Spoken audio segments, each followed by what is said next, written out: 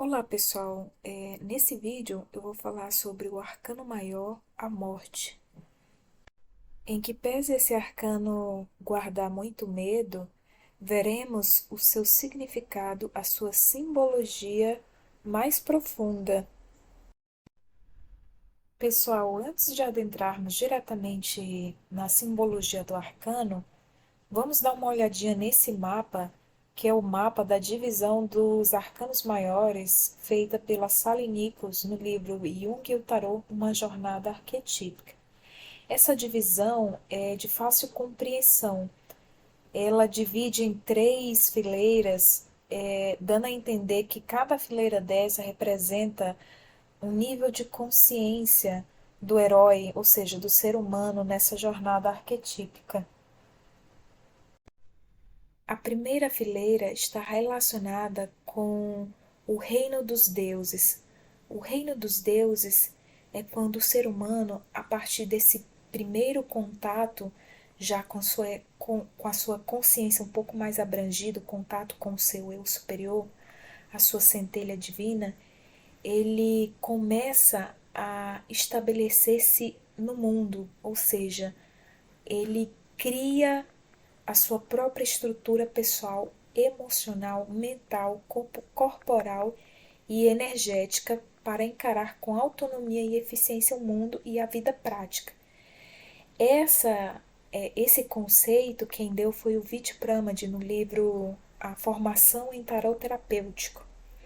Então, aqui é como se o ego ele tivesse é, encontrando uma forma de se posicionar no mundo, né? A segunda fileira, ela está relacionada com o reino do equilíbrio.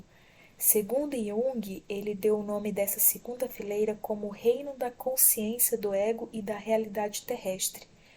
Aqui é quando o ser humano vai para dentro de si, ele aprende a se entregar e a se conhecer.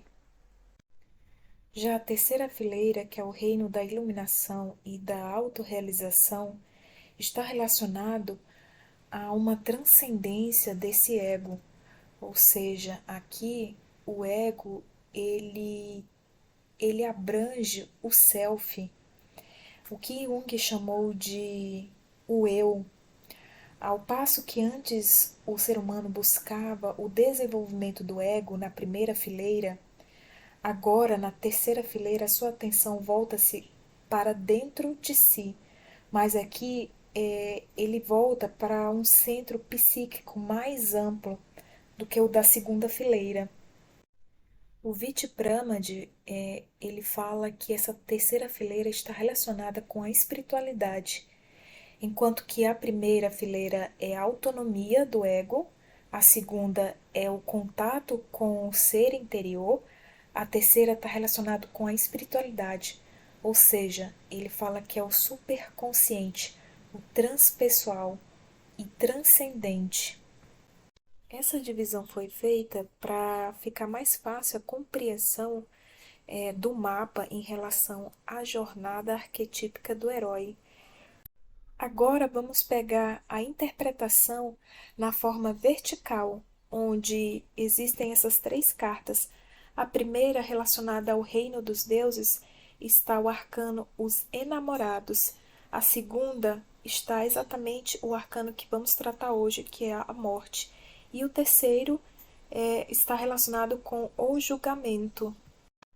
Na verdade, esse arcano julgamento, eu prefiro chamá-lo de o renascimento, porque é como se ele fosse a antítese da morte, do arcano morte. Então, a morte e o renascimento são os pares de opostos complementares.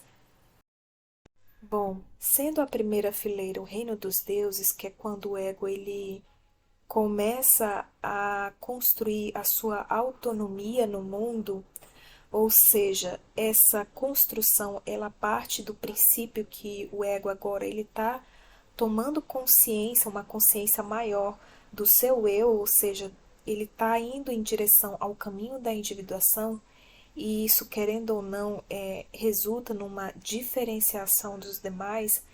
Aqui, o arcano, os enamorados, representa que o herói ele tem que tomar decisões agora baseadas não somente no eu inferior, mas no eu superior também, porque ele começa a ter um vislumbre dessa integralidade do seu ego com o seu self, do seu ego com o seu self, ou seja, do eu com o eu interior, com a centelha divina. E aí a morte ela se apresenta no reino do equilíbrio, logo abaixo, porque se o ego ele terá que tomar decisões agora não só baseadas na matéria, mas no espírito, ele vai passar por grandes transformações e muitas coisas, muitos hábitos, crenças terão que morrer dentro dele para que essa nova percepção, esse novo eu integrado, ele passa a existir também na matéria. Então, a morte aí, ela é como uma espécie de transição em que todo ser humano vai ter que passar a partir do momento em que começa o despertar, né? Que começa essa questão da consciência, da autoconsciência da integralidade do ser. E a terceira fileira, que é representada pelo o julgamento, e na verdade é um renascimento, então significa o seguinte: eu, como um ser humano mais consciente da minha essência, do meu eu divino, terei que tomar decisões baseadas não só na minha matéria, no meu físico, mas também no meu lado espiritual, na minha centelha divina, no meu self. Consequentemente, é uma trajetória que a gente vai ter que passar por transições. E a morte, ela significa exatamente uma transição, um fim de um ciclo, ou seja, eu começo a me desidentificar do meu velho eu e passo a me identificar com o meu novo eu. Com esse novo eu redescoberto, né? Que é o eu essencial, o eu essência, essa pedra filosofal. E aí, consequentemente, eu vou renascer, ou seja, eu vou dar lugar a uma nova forma do meu eu aqui na Terra. E na verdade, o renascimento, ele é uma consequência do que o herói ele vai passar em cada uma dessas fases. Outro detalhe é que essas fases, elas não estão bem definidas no nosso consciente. Ao meu ponto de vista, é como se a gente passasse ao mesmo tempo por várias fases em que a gente vai amadurecendo, evoluindo como um ser integrado que somos. Quem nunca ouviu aquela frase que diz assim, que na natureza nada morre, tudo se transforma? É mais ou menos por aí, porque a morte, ela não é a antítese da vida. Na verdade, o nascimento e a morte são os dois postes sobre os quais a vida repousa. Agora vamos destrinchar a simbologia de cada figura que compõe o arcano maior, a morte. Interessante também sobre a simbologia da figura do esqueleto em si, se prestarmos bem atenção, o esqueleto, o nosso esqueleto humano, ele é algo que a gente não toca diretamente, ou seja, a gente pode tocar no nosso cabelo, na nossa pele, mas tocar os nossos ossos diretamente a gente não consegue tocar.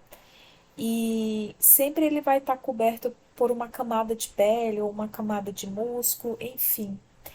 E a Sally Nichols, ela fala que da mesma forma que a gente não pode ver os nossos ossos, a não ser que a gente tire um raio-x, ou que, por exemplo, né, Deus o livre num acidente, a pessoa vai lá, quebra o braço, sei lá, e aí o osso sai para fora, aí tu consegue ver.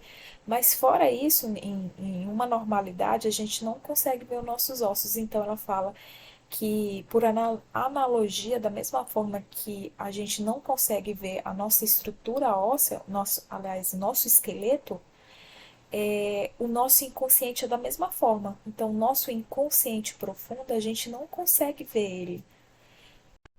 E é interessante porque é exatamente isso, né? No nosso inconsciente é que está toda a nossa estrutura, ou seja, a nossa estrutura emocional, nossa estrutura mental, ela é aquela que está arraigada mesmo, né? Que a gente traz desde a nossa infância, é no nosso inconsciente. Quem nunca ouviu falar daquela frase de Jung que ele fala assim: até você se tornar consciente, o inconsciente irá dirigir a sua vida e você vai chamar isso de destino. É exatamente isso.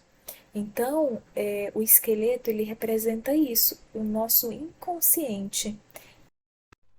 Outra forma de pensarmos também sobre essa simbologia do esqueleto é que ele é a única coisa que permanece. Por exemplo, quando um arqueólogo ele estuda sobre sociedades, culturas, povos que viveram no passado, ou seja, uma transição de uma geração para outra, a única coisa que permanece ali do ser humano, claro, existe as gravuras, né, nas paredes, tal, tudo mais, das cavernas, mas o que permanece do ser humano, da existência daquele ser humano, é exatamente os ossos, né? É o esqueleto enterrado ali. Então, trazendo para uma analogia, tem algo em nós que sobrevive todas essas crises que a gente passa, né? Essas transições que o ser humano passa. Então, seria uma outra forma também de ver, né? E outra forma também é quando olhamos uma pessoa que, por exemplo, tem uma doença, né? Por exemplo, um câncer. Quando esse câncer não é nos ossos, né? Mas é um outro tipo de câncer, você vê que a pessoa ali ela perde toda aquela massa corporal, né, dela, mas a estrutura óssea dela permanece, né? A pessoa fica só pele e osso. Mas é só para a gente entender que a simbologia do esqueleto é isso, né? É aquilo que permanece. Então, tem algo no ser humano que permanece diante de todo fim de ciclo. Entendendo um pouco sobre a figura em si, sobre cada detalhe da figura, a gente vê um esqueleto com uma foice é, passando, né, por cima de algumas cabeças, algumas mãos ali jogadas, separadas do corpo, né, alguns pés ali largados, enfim. Aqui é como se o ser humano ele passasse por um desmembramento de tudo aquilo que ele achava que ele era, ah, um desmembramento da sua personalidade. E aí ele passa a, vamos dizer, a se estudar, a se autoanalisar em partes. É como se o herói tivesse passado por um desmembramento da sua vida, ou seja, cada membro desse significa em si, a sua simbologia, alguma característica, algum hábito da sua personalidade anterior. Por exemplo, a cabeça, ela representa um princípio orientador central para aquele ser humano. Ou seja, se antes eu tinha como princípio orientador o que a sociedade, o que o sistema me dizia, agora eu já tenho outro princípio orientador, que está baseado na minha verdade, na verdade da minha essência, do meu eu superior, do meu self. A cabeça também representa as ideias, ou seja, como que eu me enxergava antes do processo de individuação, de iluminação, né? Quais eram as ideias que eu tinha na minha cabeça. Então, isso também é passado por uma morte simbólica. Os pés ali representam os pontos de vista, ou seja, se antes eu me baseava no ponto de vista de fulano ou de ciclano, ou no ponto de vista da coletividade, hoje isso também passa por uma morte simbólica. As mãos, elas representam as atividades, pode representar o trabalho do ser humano, né? O que ele trabalhava, com o que ele trabalhava antes, né? E que agora também passa por uma transformação. Sobre a questão do trabalho, muitas pessoas, quando passam por uma transição como essa, se sentem impelidas a mudar de carreira. Na verdade, já começa a sentir um incômodo, né? E aí começa a buscar por uma forma em que ele possa trabalhar, mas que agora tenha muito mais a ver com ele, com a essência dele, com essa integração do eu, né, que está acontecendo dentro desse ser humano.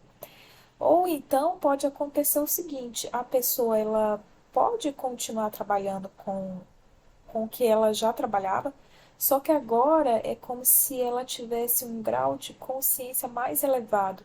Então, vamos supor, se ela prestava serviço para a sociedade, ela continua prestando serviço para a sociedade, só que agora talvez de uma forma mais aprimorada, de um ponto de vista mais elevado de consciência, ou seja, ou então até de uma forma até mais sutil, né, também pode ser.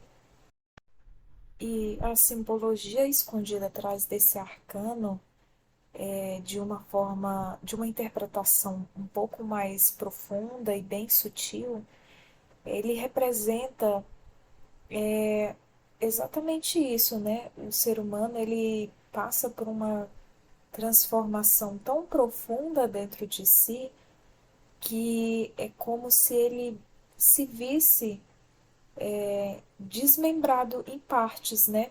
E essas partes revelam esse velho eu dele, né? Essa velha personalidade, e às vezes, assim, são partes muito sombrias, né? Partes viciosas, partes que guardava muito rancor, às vezes ressentimentos, enfim. E é interessante essa visão porque o ser humano ele vai percebendo durante esse processo de autoconhecimento e de individuação, ele vai percebendo que ele deixou muitas partes dele no decorrer da vida, né? Desde a infância até a fase adulta, passando pela velhice, ele percebe que muitas partes dele ficou ali, né, no que ele passou. Quando eu falo dessas partes, eu falo de complexos, de traumas, de inseguranças, de medos, e que, assim, querendo ou não, quando esse arcano, a morte, o ser humano, ele vive inconscientemente esse arcano, de certa forma ele está resgatando uma parte do seu ser, uma parte da sua essência que ficou lá na infância. Então, isso até de uma forma mais compreensível, o ser humano ele vai se autocompreendendo por partes.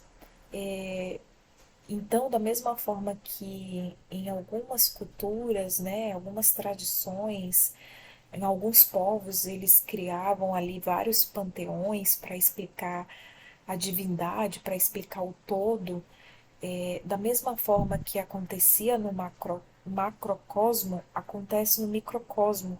Ou seja, de certa forma, nós também estamos aplicando essa forma de entender nossos vários aspectos, nossos vários eus que a gente veio meio que impregnando, né, na nossa essência, na nossa personalidade, né? Que na verdade não era nem na nossa essência, era na nossa personalidade, né?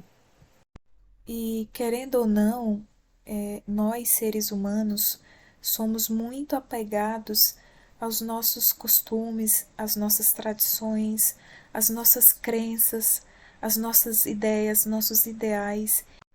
Então, quando a vida exige que precisamos deixar algumas coisas para trás, como esses costumes, essas crenças limitantes, alguns medos da infância e algumas características de nossa antiga personalidade, quando a vida exige isso de nós, é como se algo em nós tivesse que ser arrancado e, e às vezes estamos tão apegados à nossa velha história, aquilo que nós no passado identificamos como a nossa única verdade, que é como uma morte mesmo, é uma morte simbólica. E é muito difícil porque a gente sente dor, é uma dor que você sabe que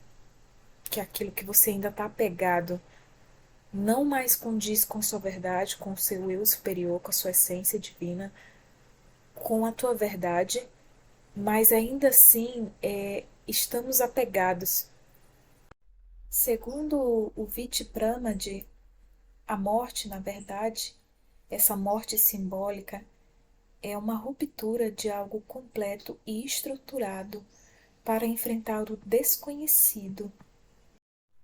E sobre essa questão da morte simbólica, aqui no YouTube tem uma palestra da professora Lúcia Helena Galvão a respeito do mito do Bhagavad Gita, em que o herói, o Arjuna, ele se encontra num campo de batalha, né, onde ele vai ter que enfrentar os seus primos, os seus parentes. É, e aí, trazendo isso para a prática, tem a ver com a questão de que as nossas crenças, aquilo que, vamos dizer, que nos acompanhou, que nós nos identificamos, né, desde criança, como sendo a única verdade, e isso pode estar relacionado a todas as áreas da vida da pessoa, ou apenas em algumas áreas, né? Aquilo que a gente se identificou, a gente precisa deixar que se encerre, né, o ciclo.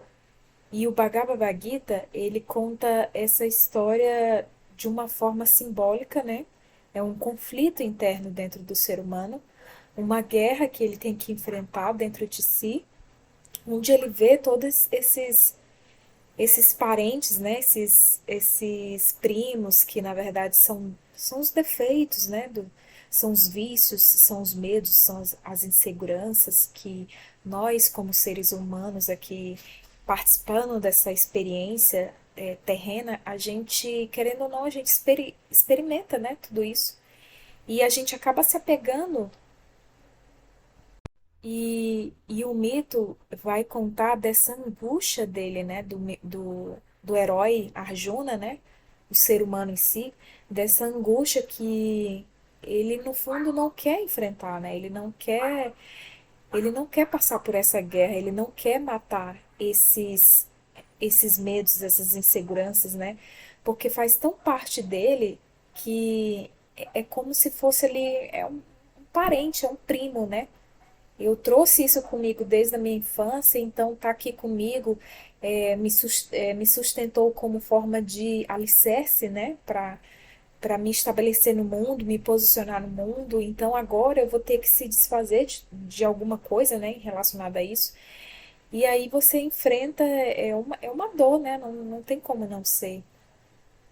É importante deixar claro que essa experiência dessa morte simbólica na verdade, em essência, uma experiência muito individual, ou seja, é a pessoa consigo mesmo. Ela precisa se entregar a um fechamento de ciclo, a um encerramento de ciclo da vida dela. E quando eu falo aqui se entregar, é um entregar-se equilibrado. Lembra que o arcano, o arquétipo, a morte, ela está ali na segunda fileira, que é a fileira do equilíbrio, é a fileira da realidade, da consciência do ego e da realidade terrestre. Ou seja, eu vou me direcionar para dentro e aí eu vou perceber em mim o que condiz comigo agora, a partir de agora. O que não condiz mais com a minha essência, com os meus valores. Então, o que não condiz mais, eu vou permitindo que se encerre, que se encerre esses ciclos. O Vichipramad, ele fala que a morte é uma profunda transformação.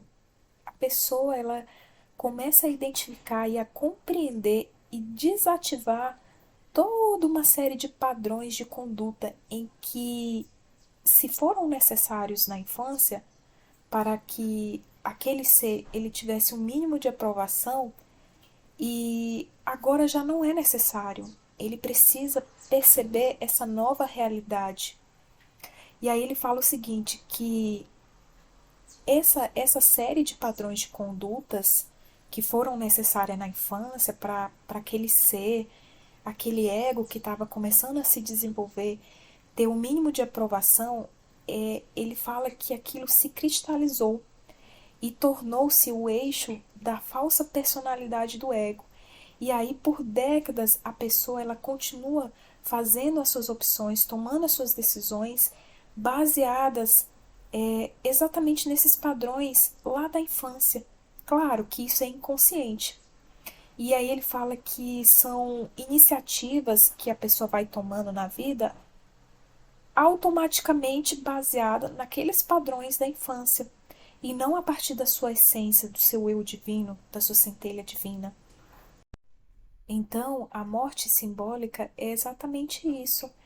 É um momento em que você começa a destruir as couraças que se cristalizaram, ou seja, todo tipo de bloqueio, medos, traumas, inseguranças, você vai identificando e vai permitindo a sua morte. A morte desses traumas, dessas inseguranças. Então ele fala que a pessoa ela precisa abandonar os velhos padrões de comportamento, hábitos e rotinas, dando mais atenção à sua verdade interior. E eu vou dizer pessoalmente, isso não é fácil, porque você, como eu disse, você sente que é como se tivesse sendo arrancado um membro do seu corpo.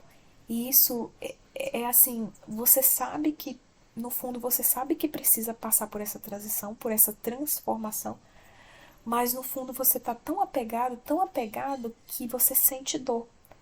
Então, inclusive os alquimistas chamavam essa parte, né, de você encarar essa transformação, eles chamavam de putrefação. A putrefação é a morte dos corpos, né? Só que aqui, como a gente está falando de uma morte simbólica, é na verdade uma destruição de uma forma, da forma como você se via, da forma como você via o mundo. É uma forma, tem a ver com a sua percepção, com a sua consciência. Então, a putrefação significa a destruição das formas para que a vida renasça de outra maneira. Em um sentido ainda mais profundo sobre a simbologia da morte, o Vichpramad ele fala que integrar esse arcano da morte significa também aceitar as situações que atraímos, evocadas pela necessidade de crescimento interior, embora sejam essas as que mais tememos.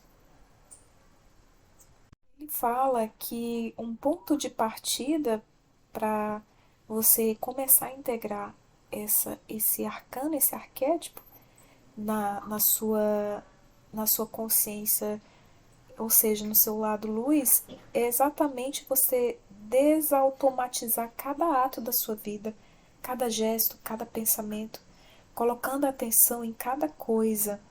E ele fala especialmente na respiração, tentando fazer de cada instante algo irrepetível. Sobre a morte, Jung falou a seguinte frase: não desejar viver é sinônimo de não querer morrer. Vir a ser e deixar de existir são a mesma curva. E mais, quem quer que não acompanhe essa curva permanece suspenso no ar e fica paralisado. A partir da meia-idade, só permanece vivo quem está disposto a morrer com a vida. Aqui, trata-se de você permitir, né? Até se permitir viver a vida. E quando você não encerra ciclos, não permite que os ciclos se encerrem na sua vida, de fato você não está se permitindo viver. Porque o ciclo da vida é esse: é vida, morte e renascimento. Então, tem que dar para dar lugar ao novo, ao que o ainda não experimentado, a evolução em si, tem que permitir, né, esses ciclos se encerrarem. Então, aqui ele fala até de uma questão de você se permitir viver, e com isso, né, também fala até de uma questão do corpo perecer com o tempo, porque isso é normal também, né?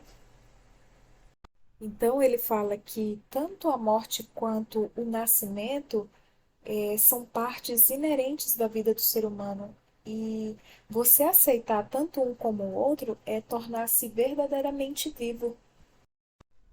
Uma vez perguntaram a Krishnamurti como se preparava para a morte, ao que ele replicou: todos os dias morro um pouco. Do contexto da resposta se depreende, obviamente, que o que ele tinha em mente não era uma contemplação mórbida do fato da morte física. A ideia era, antes, enfrentar a mudança diariamente, hora por hora, libertando-se aos poucos dos apegos inconscientes. Em vez de antecipar com medo ou até com ansiosa aceitação alguma grande transformação que presumivelmente nos espera atrás de alguma porta final, a ideia de Krishnamurti parecia ser a de que cada dia nos oferece muitas portas para uma nova vida, bastando para isso que queiramos abri-las. O Jung também, ele confirmou essa ideia de que viver a vida plenamente é a maneira natural de abordar a morte. Ele viu, como psicólogo, ele viu os sonhos de centenas de pessoas idosas e descobriu que o inconsciente dos que se aproximavam da morte não falava em termos algum de um grande iminente final de vida. Ao contrário, os sonhos dos anciões parecem continuar como se a própria vida continuasse. Perguntado então como nós devíamos preparar para a morte, a resposta de Jung foi que devíamos continuar a viver como se a vida continuasse para sempre. Ele disse que a melhor maneira de nos prepararmos para uma longa jornada de duração infindável a uma terra desconhecida provavelmente seria a questão da gente se livrar de todas as bagagens desnecessárias. E um modo de fazer isso seria examinar os nossos pertences, escolhendo apenas os artigos essenciais ao nosso bem-estar espiritual e físico, deixando o resto para trás. Está visto que o truque consiste em reconhecer o essencial. Aqui me lembrou muito a questão do minimalismo, né? Porque se você quer abranger uma parte espiritual e não só a material, só a física, você tem que começar a deixar as coisas muito mais simples fora de você, para que o material em si, o físico, não consuma toda a sua energia. Ou seja, tem que haver um equilíbrio. Então você tem que ter tempo, você tem que ter foco também para o seu interior, para o seu lado espiritual, para a sua essência, e não somente para o material. E uma das formas de você simplificar isso seria simplificar a sua vida material. Então, quanto menos coisas materiais aqui, menos energia vai ser consumível. A sua energia psíquica, que eu tô falando, né? A energia do foco. Ou seja, o ser humano, ele tem que buscar um equilíbrio entre a vida dele material e a vida espiritual. Ele não pode deixar só a vida material consumir toda a energia dele, todo o foco, toda a concentração dele, e ele não sabe nem o que se passa dentro dele. É isso que ele quis dizer em relação a essas questão de escolher nossos pertences, né? O que é essencial para nós. E sobre essa questão do ser humano equilibrar esses dois mundos, o mundo espiritual com o mundo material, ou seja, o seu mundo interior com o mundo físico, ele fala o seguinte: cada dia nos apresenta múltiplas oportunidades de fazer uma espécie de escolha espiritual, e ao fazê-la, podemos evitar os inúmeros rodeios tentadores que podem seduzir nossas energias, induzindo-as a enveredar por atalhos promissores, ou acalentar-nos para voltarmos ao ventre ocioso da infância. A recusa a cooperar ao desmembramento do nosso eu desgastado cria uma paralisação completa no fluxo da vida, que redunda em morte espiritual. Segundo Jung, esse comportamento pode levar até uma morte física. Aqui ele está falando em relação a essa questão de que o ser humano ele precisa, né, desse contato com o seu mundo interior, com o seu eu divino, né, o mundo espiritual. E ele fala que esses ciclos, querendo ou não, né, esses ciclos que precisam ser encerrados nas nossas vidas, tem exatamente a ver com essa escolha que a gente faz em relação a querer equilibrar esses dois mundos. E para equilibrar, né, você vai ter que, enfim, cortar muita coisa, excessos, ou até a questão da dispersão também, né, do nosso foco tá muito disperso em várias coisas, em coisas mais materiais do que internas, né? E aí ele fala que essa recusa a cooperar no desmembramento do nosso eu desgastado cria uma paralisação completa no fluxo da vida, ou seja, não permitir que os ciclos se encerrem é exatamente ficar paralisado, é deixar a vida paralisada, né? Não permitir que a vida flua. E aí ele fala desse perigo dessa morte física também, né? E aí ele fala o seguinte: se a demanda do autoconhecimento for desejada pelo destino e recusada, essa atitude negativa pode acabar em morte verdadeira. A demanda não teria chegado à pessoa se esta ainda fosse capaz de guiar para algum atalho promissor, mas ela está presa num beco sem saída, do qual somente o autoconhecimento poderá arrancá-la. E uma vez que o ser humano ele iniciou a sua jornada, ou seja, ele ele já acessou a sua essência divina, começou a acessar, né, o autoconhecimento e já está na fase das catarses e tudo mais, ele precisa continuar, porque o que pode acontecer é o que retrata o mito de Orfeu e Eurídice. Assim, só para a gente contextualizar um pouquinho sobre esse mito, eu vou trazer aqui um breve resumo. O Orfeu, ele era filho do deus Apolo, o deus do sol, e com a ninfa Calíope. E Apolo presenteou Orfeu com uma lira. Então, Orfeu, quando ele tocava essa lira, tudo à sua volta, a natureza, os rios, os mares, as pessoas em si, elas entravam em uma grande harmonia. Ou seja, era como se ele tivesse o dom de harmonizar tudo à sua volta, né? E aí ele se apaixona, os dois se apaixonam, né? Ele e a Eurídice resolvem se casar. Só que no dia do casamento, a Eurídice ela vem a morrer devido a uma investida, né, do Aristeu. Ele tenta seduzir ela e ela nessa fuga, né, de Aristeu, né, de fugir de Aristeu, ela cai e ela é picada por uma cobra bem no calcanhar de Aquiles. E só abrindo aqui um parênteses, é engraçado, né? Porque essa questão do calcanhar tem a ver muito com a questão do ser humano ter um ponto fraco, né? Ou seja, pode ser um desejo não realizado, né? Um trauma, um medo, alguma coisa ali que afeta ele e leva ele pro mundo dos mortos, né? Que no caso para a representação nossa, seria para esse mundo nosso mais sombrio, né, do contato com as nossas sombras.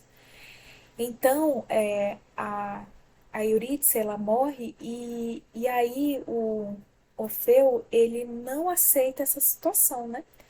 E aí ele resolve ir lá no mundo dos mortos buscar ela. E aí quando ele vai, né, desce ao mundo dos mortos, ele vai usando esse dom que ele tem, né, de tocar e manter tudo em harmonia à sua volta, né, colocar em harmonia, né, e aí ele consegue fazer com que o barqueiro leve ele, consegue fazer com que o cão, o Cérbero, que é o cão de três cabeças, que é uma espécie de guardião do mundo dos mortos, ele faz com que esse cão adormeça, né, apenas tocando a lira. Enfim, aí quando ele chega lá no mundo dos mortos e consegue falar com Hades, né, e com Perséfone, e aí ele convence eles de que ele precisa buscar, né, que ele precisa levar Eurídice para o mundo dos vivos.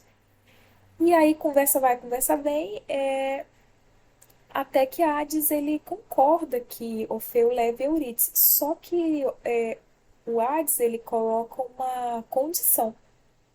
E essa condição seria o seguinte, que no momento em que ele estivesse subindo do mundo dos mortos para o mundo dos vivos, que ele não olhasse para trás enquanto não tivesse totalmente banhado pela luz do sol. E aí ele concorda e aí ele fala, né, que Hades fala que Eurídice vai atrás dele. E aí quando os dois estão subindo, né, e quando ele já chega lá em cima e vê o primeiro raio do sol, ele entra em dúvida e aí ele olha para trás. Quando ele olha para trás, a Eurídice, ela não tinha totalmente saído do mundo dos mortos. E aí ela é sugada de volta para o mundo de Hades, né? O mundo dos mortos. E nisso ele perde ela. Ela fica inacessível a ele. Então esse mito, ele representa muito essa questão, um perigo, né? Da, dessa morte. Porque olha só o que, que acontece com o Feu depois disso. Ele entra numa depressão profunda, né? Ele fica muito triste porque ele não tem mais acesso a ela e aí ele não se permite mais nem sequer tocar a sua lira, né? Não se permite mais viver, ele não se permite, vamos se dizer assim, direcionar esse amor que ele tinha, né, pela Eurídice, esse grande amor, ele não se permite direcionar para outras áreas da vida dele, e então ele entra numa espécie de depressão profunda. E aí as mulheres da Trácia, tipo assim, fica investindo nele, mas ele repele todas elas. E aí elas, numa espécie de fúria lá, elas resolvem matar ele, né, esquartejar ele. Aqui é uma representação, assim, bem instintiva, né? E aí elas esquartejam ele, né? Jogam os pedaços dele no rio. E aí o que que isso simboliza, né? Trazendo para o arcano a morte. O meu ponto de vista é como se desde o início do mito, né? Ele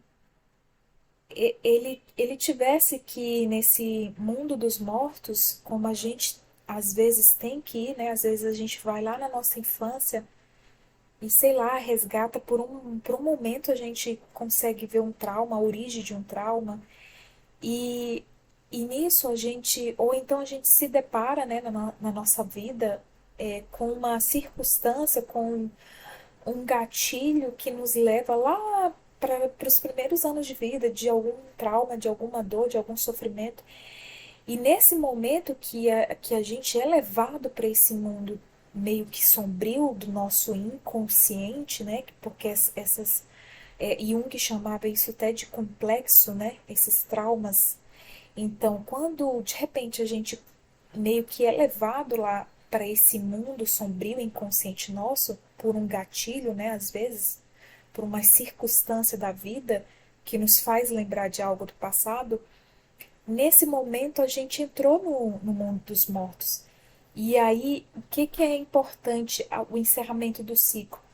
É exatamente isso, eu ter consciência de que aquele ciclo se encerrou.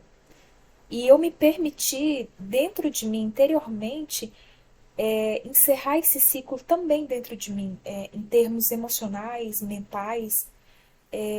Claro, isso a gente vai entender um pouco mais na questão da alquimia, né? Como é que isso é feito?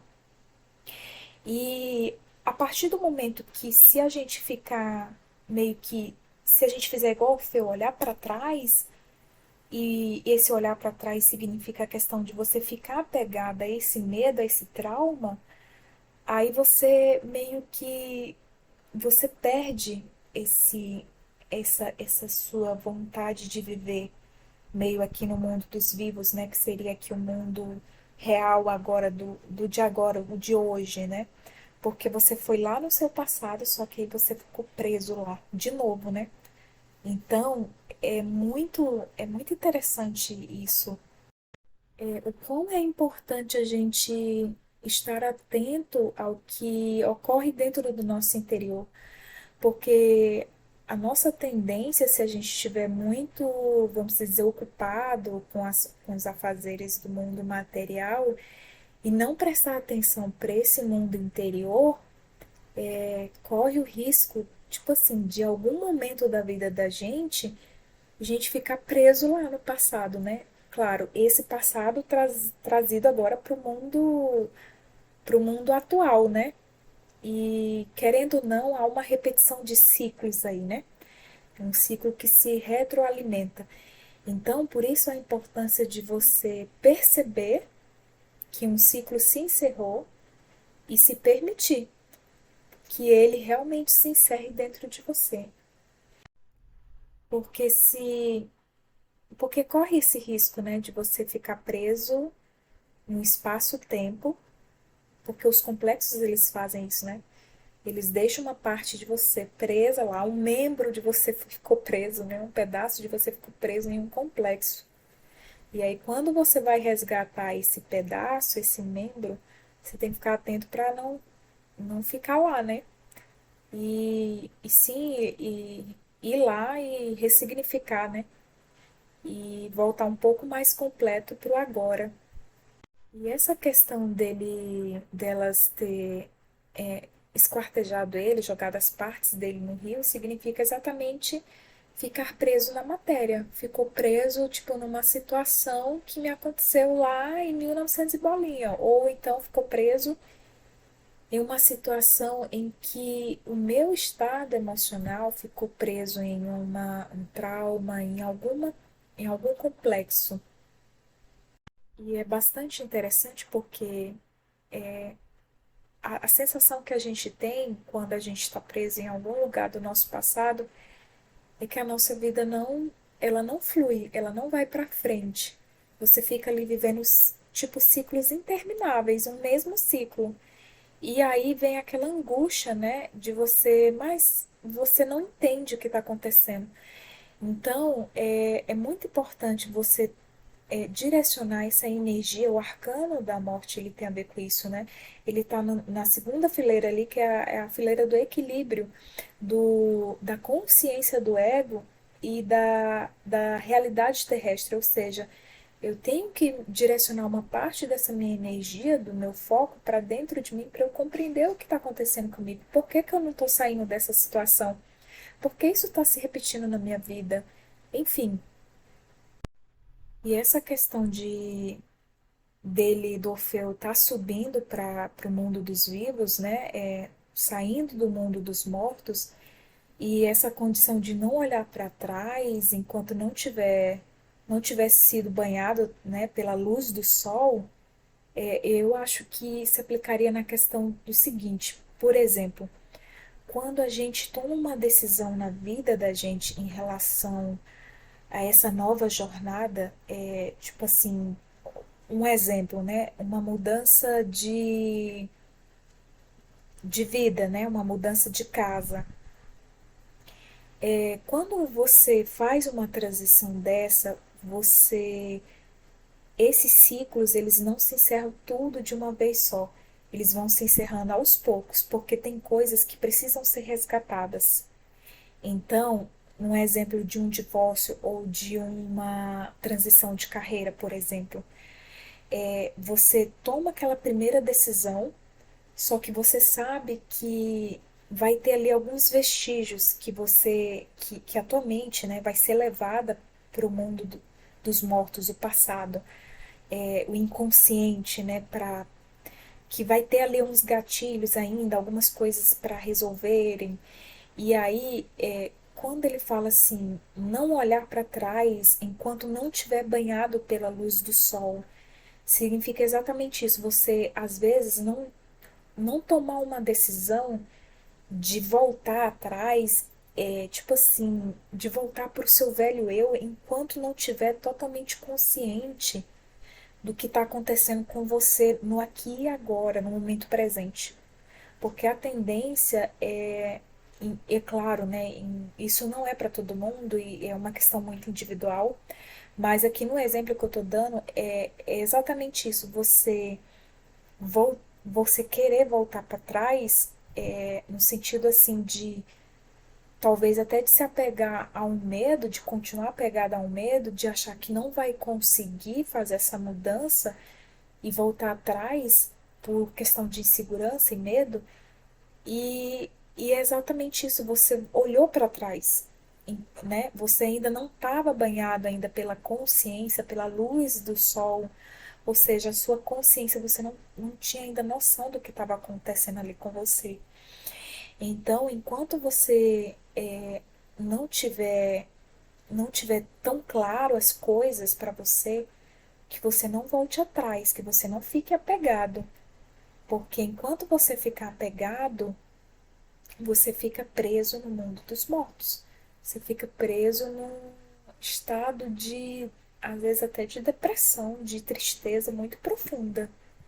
E é bastante interessante que essa questão de não olhar para trás é exatamente o que o arcano da morte traz, né? Quando a gente precisa se desvincular, se desapegar de coisas, de sentimentos, emoções, pensamentos, ideias, crenças, inseguranças, medos que a gente traz, né, desde a nossa infância. Quando ele fala não olhar para trás, é exatamente isso. É você se desidentificar, desapegar, para que aquele ciclo ele se encerre efetivamente na sua vida e uma nova etapa ela comece a ocupar esse lugar, né?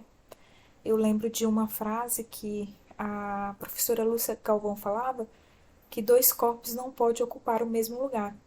Então, é mais ou menos isso, né? Quando um ciclo ele não se encerra, outro não pode começar.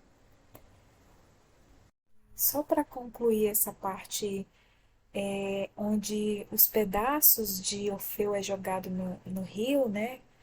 E isso também parece muito com um outro mito, né? Que é o mito de Osíris, quando Osíris é despedaçado, né? E é jogado no rio.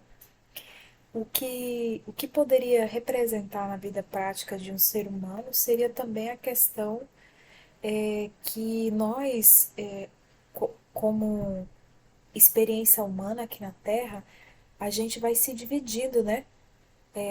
Como assim se dividindo? Por exemplo, quando você tem vários complexos, traumas e inseguranças, medos, essas coisas, são partes suas que ficaram bloqueadas, né? Os complexos são partes suas, são bloqueios psíquicos, né? Que concentram várias energias ali e, querendo ou não, são partes suas, né? Porque a integralidade do ser, ela é composta de todo o self, né? O self e tudo que engloba as energias ali, os complexos, enfim. Então, querendo ou não, nossos traumas, o que a gente viveu, o que a gente não conseguiu, vamos dizer assim, curar de emoções e ressentimentos e raivas, também significa essa morte em pedaços. É como se a gente se separasse, né, assim, em vários membros, vários pedaços nossos, e que quando a gente vai adentrando nesse caminho do autoconhecimento, a gente meio que vai recuperando essas partes nossas, ou seja, a gente vai recuperando essas energias que estão presas nos complexos, né? Naquilo que Jung chamou de complexos. E aí eu consigo ter um vislumbre do que eu começo a ver essa integralidade do que sou eu, né? Do meu ser, da minha essência, do meu ego e a minha essência, né? Outra forma de olhar também esse esquartejamento, esse despedaçar do ser humano jogado no rio, através do mito de Orfeu e de Osíris, né? Representa também a questão da participação mística. Porque, assim, olha só, se eu me vejo, se eu acho que eu sou aquele trauma que eu passei na minha infância, aquela situação que eu vivi lá atrás, na minha fase adulta, de certa forma, ali ficou um pedaço de mim, né? Ficou um pedaço do meu eu ali, o qual eu preciso resgatar, eu preciso ressignificar e integrar essa energia de volta para que eu seja um ser humano integrado. Ou seja, se aquele trauma, aquela situação, ela ainda tem influência sobre mim, de forma mesmo que seja inconsciente, eu é uma parte minha que está presa, é uma parte minha que foi dividida, que ficou lá no passado. Então, o que que eu preciso fazer? Eu preciso ir lá resgatar essa parte. Sobre a fase alquímica, esse arcano ele está associado à fase alquímica da Nigredo. Essa fase é uma fase bem obscura, né? Na verdade, o ser humano ele passa por uma crise, né? Não não acontece com todo mundo, né? Assim, não no mesmo grau, mas alguns seres humanos que já são propensos muito à questão das emoções, a crise é mais profunda. Há quem, por exemplo, comece o caminho da individuação, é chamado, né? O seu eu interior, esse lado inconsciente, começa a se manifestar no ser humano e ele meio que não quer enfrentar essa fase, essa parte, porque não é agradável. E aí o que que acontece? Algumas pessoas, elas fogem e elas fogem através dos próprios vícios, né? Se anestesiando, com coisas externas, para que elas não enfrentem essa dor interna. Devido a essa fase da Nigredo, ela ser uma fase muito sombria e assim, é o enfrentamento, né, com o nosso eu sombrio, com nossas partes não muito agradáveis e tudo mais, o ser humano ele tende a fugir dessa parte, ele não quer se enfrentar, mas não é porque ele não queira enfrentar-se, é uma parte inconsciente, é como se fosse uma defesa, né? E aí o que que acontece? Se esse herói, esse ser humano, ele continuar a fugir através das inúmeras fugas, né, que a nossa sociedade ela propõe, o que que pode acontecer? Aí já é um caso mais extremo, de que possa acontecer uma situação de somatização no corpo dele. Aí é um caso mais grave, né? Porque o arcano da morte, o arquétipo, a morte, ele tem a ver com Plutão. E aí é o caso, por exemplo, de se chegar a um extremo de somatizar no corpo, de um caso de uma doença grave ou de uma experiência de quase morte. Aí esse ser humano é meio que chegou aos extremos, né? Então ele desperta pro eu interior dele. Pode acontecer em algumas pessoas, tipo assim, que elas recebem o chamado e aí quando elas estão passando pela situação, elas meio que retrocedem, né? Que foi o caso que aconteceu com Orfeu, né? Aí existe o perigo de uma morte que Jung falava, né? De uma morte espiritual e uma morte física também, né? Do corpo. Então, assim, é só para a gente ter uma noção do que é essa fase, né? Sobre essa fase, a Sally Nichols, né, a que fez o livro Jung e o Tarot e uma Jornada Arquetípica, ela fala também sobre esse perigo, né? Ela fala assim: se não pudermos suportar as tensões da mudança, se não pudermos aceitar que em determinados momentos da vida precisamos permanecer inativos, como o arcano enforcado, de pernas para o ar em relação às nossas atividades anteriores, se tentarmos forçar nossas energias a se enquadrarem em padrões sediços, a morte poderá aparecer sob o disfarce de um ataque do coração, de um derrame cerebral ou de qualquer outra doença súbita.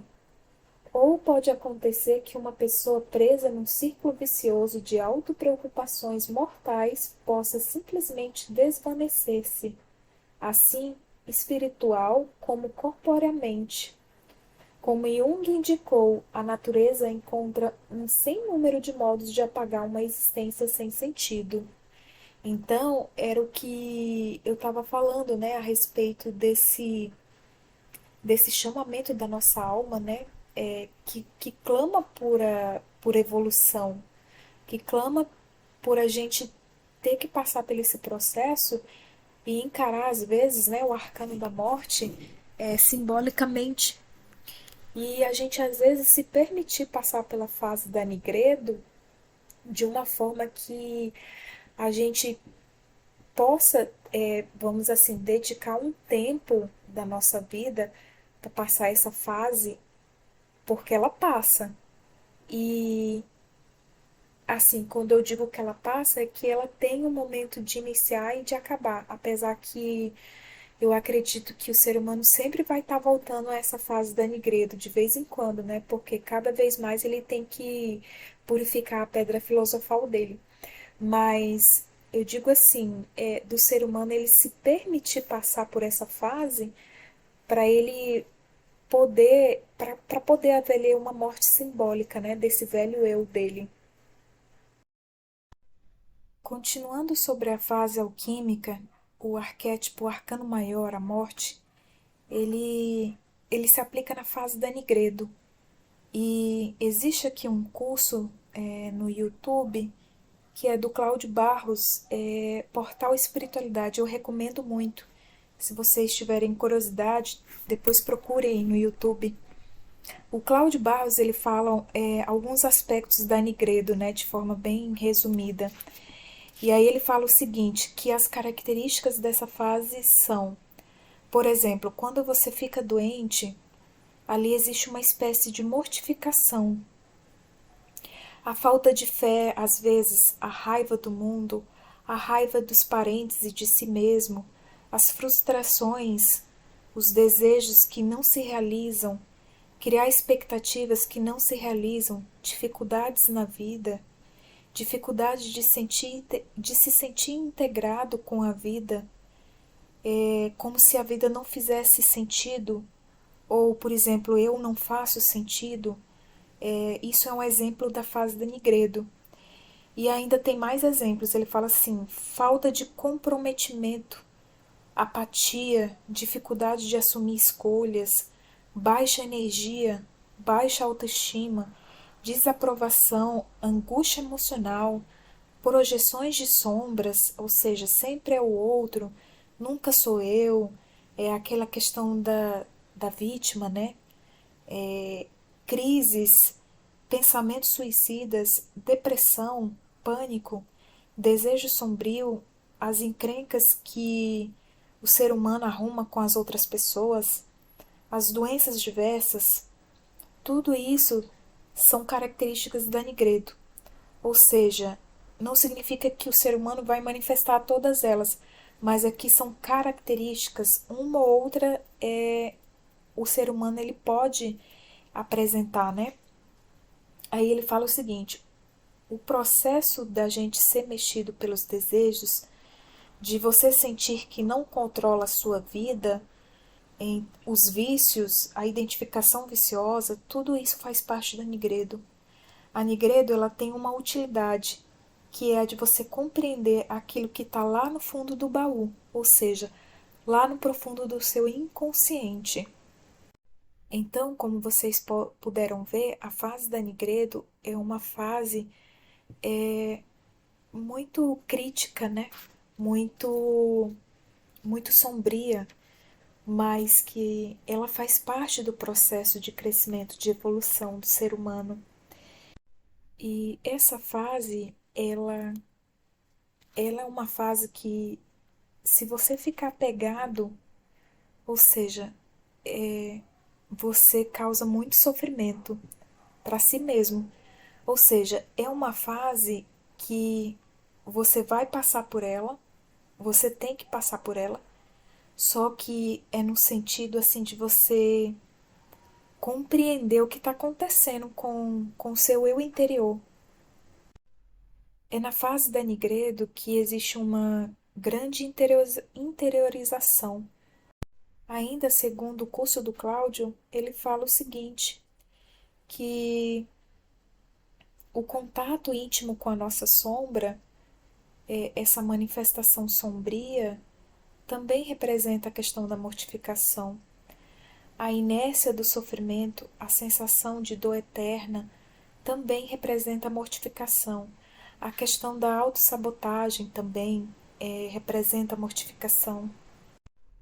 Ele fala que explosões afetivas, traumas complexos e exigências devem ser mortificados, ou seja, a mortificação ela transforma a libido infantil em algo novo e luminoso. Para os alquimistas, a mortificação ela é um símbolo de que o ser humano ele precisa calcinar, solucionar e coagular alguns de seus, vamos dizer assim, traumas. Sobre as operações que são aplicadas nessa fase da Nigredo, em relação ao arcano maior, a morte, a gente poderia aplicar aqui, no caso, a operação da calcinação. A calcinação é quando o fogo ele purifica, né, os conteúdos, ou seja, aquelas estruturas bem rígidas, né? E aí, o que que ele faz? A tua consciência é esse fogo, né? Essa chispa divina. Então, quando o conteúdo ele vem para a tua consciência, ali existe já uma calcinação. Você consegue, você está vendo o que você precisa, vamos dizer assim, resgatar, né? E depois existe a operação da dissolução. A dissolução é quando você pega esse conteúdo que você viu à luz da sua consciência, você dissolve ele. Dissolver significa jogar em uma água limpa, né? Só que assim, essa água agora é uma água diferente, ou seja, trata-se das suas emoções, dos sentimentos. Então, eu me envolvo em um novo sentimento, um sentimento às vezes de acolhimento, de, vamos dizer assim, de não julgamento, de eu respeitar esses conteúdos que a minha consciência está me trazendo. E a partir desse novo posicionamento, diante da tua integração com o self, com o eu divino, você possa dissolver. A dissolução, ela tem muito a ver com a questão das emoções, desses sentimentos, né? Depois é a operação alquímica da coagulação. A coagulação é quando eu manifesto isso na matéria, ou seja, eu trago para o mundo físico. Ou seja, quais são agora as minhas atitudes, né? Qual vai ser a minha, vamos dizer assim, a minha posição, né? Agora no mundo físico. Como é que eu vou agir? Como é que eu vou me tratar, né? Como é que eu vou mudar os hábitos, a rotina? Então, lembra que o arcano, a morte, ele está na segunda fileira, que é a fileira do equilíbrio, da consciência do ego e da realidade terrestre, ou seja, eu vou ter que fazer aí uma espécie de intermediação entre toda essa fase que eu estou vivendo, ao mesmo tempo da Nigredo e passando por todo esse conteúdo sombrio e ao mesmo tempo curando, dissolvendo isso, mas ao mesmo tempo eu tenho que também agir na matéria, ou seja, eu tenho que trazer isso para o mundo físico, para a minha vida real, para o aqui e agora. Aqui, o mergulho desses conteúdos em uma nova água, em um novo líquido, significa sentimentos mais elevados. É quando você consegue olhar para o exemplo que eu estou dando de um trauma, você consegue olhar para aquele trauma com um olhar mais acolhedor, com carinho, e você ressignifica aquilo. Isso é uma dissolução. Você está dissolvendo aquele conteúdo em um sentimento mais elevado de compreensão, de amor próprio, de autoconsciência. A fase da Nigredo é importante você observar que é uma espécie de luto que o ser humano vive.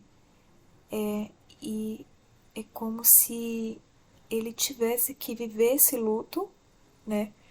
Mas ele tem que entender, depois compreender e se permitir renovar a sua vida, né? Renovar as suas ideias, renovar aquelas partes desmembradas, né? Que é encontrada lá na figura do arcano. Ele tem que se permitir aplicar esse amor, essa sabedoria, essa sua nova percepção de si mesmo, agora de uma forma mais renovada, ele tem que se permitir aplicar na matéria, viver de uma nova forma, né? E isso é criado dia a dia. Bom, e para finalizarmos, em termos astrológicos, esse arcano, a morte, ele está associado ao signo de Escorpião e ao planeta Plutão. E no tarot terapêutico, quando essa carta ela sai na posição da infância, significa que o consulente ele pode ter passado por uma experiência de morte quando criança, seja no útero, ou seja no parto, ou nos primeiros anos de vida. O Vidyapramad ele fala que isso é confirmado pela presença de Plutão próximo ao ascendente natal, ou seja, ali na casa 1. Existe uma curiosidade em relação a isso, abrindo um parênteses aqui rapidinho, sobre quem tem Plutão na casa 1. É uma pessoa que sempre está passando por transformações. E eu digo que é uma pessoa que passa muito pela fase da Nigredo. Inclusive, eu acredito que seja até uma pessoa que passe por sensações realmente de morte. Morte, uma morte simbólica, claro, mas também sensações de até de uma morte física.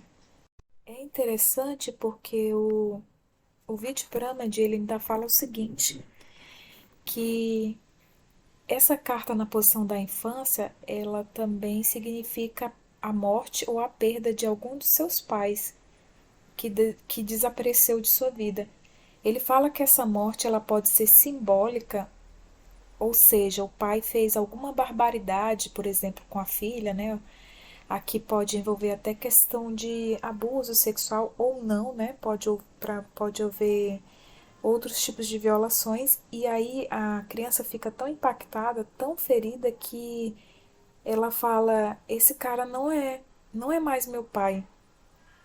Aqui também pode falar da perda de irmãos ou de alguém muito próximo, inclusive um animal de estimação que marcou intensamente a criança. Bom, é isso, pessoal. Esse foi o vídeo falando sobre o arcano maior, a morte. Lembrando que esse arcano ele pode ser aplicado em vários níveis de consciência, desde o nível mais físico da matéria até um nível muito mais sutil, profundo. Eu acho que eu abordei aqui mais a questão do nível mais sutil, mais profundo, que é sobre questões internas do ser humano, mas lembrando que ele pode ser sim aplicado sobre a questão da morte física, né? E é isso. Esses aqui são os dois livros que eu uso, né, para fazer o vídeo, para estudar sobre o tema. E esses dois aqui são o que eu falei sobre o portal Espiritualidade, né, e o portal da Nova Acrópole, onde tem a palestra dos mitos, e o portal da espiritualidade, onde tem o curso do Cláudio Barros sobre alquimia, que eu recomendo muito. Eu vou tentar deixar o link dos dois canais aqui abaixo do vídeo, mas é bem fácil de achar no YouTube. Bom, é isso. Se você gostou do vídeo, se inscreva, dê o seu like e nos vemos nos próximos vídeos. Tchau, tchau!